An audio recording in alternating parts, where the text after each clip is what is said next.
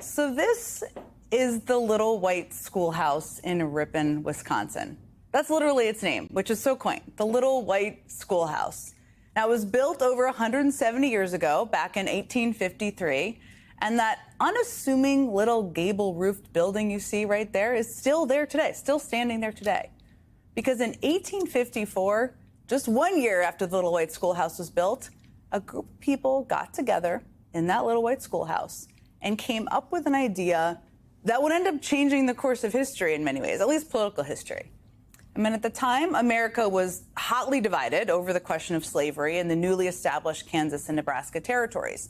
And the people who met in that building, in that Little White Schoolhouse, decided they should actually start a new political party, a coalition party that brought together members of the Whig Party and the Free Soil movement, and even some disaffected Democrats who all had very different political visions for the country, but who were all united around their opposition to the moral crisis at the time of slavery. Now, they decided to call their new political party the Republican Party. And the rest, as they say, is kind of history. The Republican Party would, of course, become the party of Lincoln, the party that would end slavery and establish itself as one of America's two major political organizations for the next century and a half, and still today. And it's one of history's greater tragedies that the Republican Party of today is no longer that coalition of people committed to the idea of fighting back against America's worst impulses. Because today's Republican Party is instead a cult of personality that basically revolves around one guy, Donald Trump. But there are still moments of brightness, because today in Ripon, Wisconsin, the birthplace, as I've just walked you through, of America's grand old party, a new kind of coalition came together to put its own stamp on American history. Earlier this evening, a Republican sheriff from Iowa, you can see him right there, took the stage in Ripon to introduce another Republican, the daughter, of course, of a Republican vice president who has long been despised in many Democratic circles for his role in pushing America into the war in Iraq, a woman who was once a member of Republican Party leadership, serving as the chair of the House Republican Conference just 3 years ago.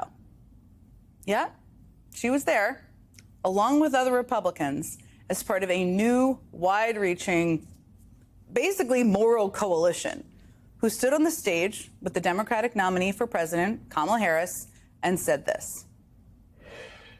I tell you, I have never voted for a Democrat, but this year I am proudly casting my vote for Vice President Kamala Harris.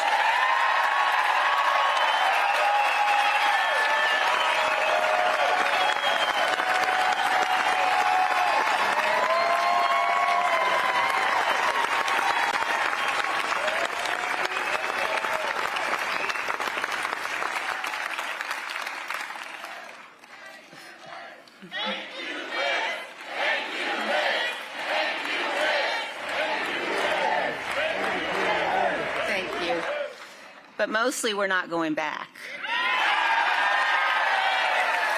I ask you to meet this moment. I ask you to stand in truth, to reject the depraved cruelty of Donald Trump. And I ask you instead to help us elect Kamala Harris for president. There are so many powerful forces that have been intent on trying to demean and belittle and make people afraid. And there are many who know it is wrong, and then there are those who have the courage to speak out loudly about it and the conviction to speak truth. And, you know, it is so admirable when anyone does it, and especially when it is difficult to do in an environment such as this. But Liz Cheney really is a leader who puts country above party and above self. Now, you may be sitting at home and thinking, and you hear this a lot, this doesn't matter, nothing matters, Liz Cheney is not going to move the election. I mean, I happen to think it matters, but listen, maybe you're right. But here's the thing. Wisconsin is a state that has been won or lost by less than 1 percentage point in the last 2 elections. It is always close. It's going to be close. And in that context, pretty much every vote, every new coalition member, Everything may matter. This endorsement and Cheney's decision to campaign for Harris are also not happening in a vacuum alone. I mean, in the last few weeks, over 100 former Republican officials have endorsed Kamala Harris. And believe me, and they've said this, it's not because they agree with everything the Harris-Walz ticket believes or is advocating for. It's because they feel, as Liz Cheney said today, that putting patriotism ahead of partisanship isn't an aspiration. It's a duty. Cassidy Hutchinson, lifelong Republican, even though she's quite young, but she's been a Republican her whole life, former Trump White House aide, put it this way with my colleague Lawrence O'Donnell just last night. I am really, really proud as a conservative to have the opportunity to vote for Kamala Harris and Tim Walz in this election. I say to Republicans who may be on the fence, I understand how frightening it can be to potentially break with your party, but Donald Trump and J.D. Vance cannot be trusted with the Constitution. They cannot be trusted to uphold our rule of law, and they can't be trusted to enact responsible policy.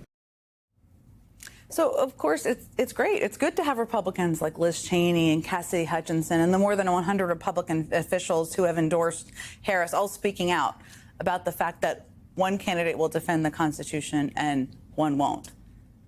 But here's the thing. There are a whole lot of other Republicans, prominent ones, who have voiced their opposition to Trump, who have expressed concern about very specific things, like his ability to be commander-in-chief, about his temperament, even about his morality, who have still stopped short of endorsing his opponent, Kamala Harris. And look, I'm going to call them out because we need to. People like Mitt Romney, who said he fears Trump will target him and his family if reelected. People like former President George W. Bush, who Trump has castigated and attacked at every turn. People like John Kelly, who said that Trump, quote, has nothing but contempt for our democratic institutions, our Constitution, and the rule of law, and he would know he worked for him. And people like Mike Pence, who would definitely know, whose life was literally threatened by Trump and his mob on January 6th, and whose safety was a matter of such utter indifference to Trump, warranting only a so what. Look, I'm not saying it's easy. As Cassidy Hutchinson just said, it's not easy. It's never easy to go against your own political party. Liz Cheney has definitely felt the consequences. I mean, she was excommunicated from the party that she spent her life, that her father spent his life serving in. But as Kamala Harris said tonight about the threat Trump poses, there are many who know it is wrong, and then there are those who have the courage to speak out loudly about it and the conviction to speak truth. So Mitt Romney, George Bush, John Kelly, Mike Pence, we are 33 days from an election. If you aren't going to speak up loudly now, your moment to play a role in the history books may be passing you by.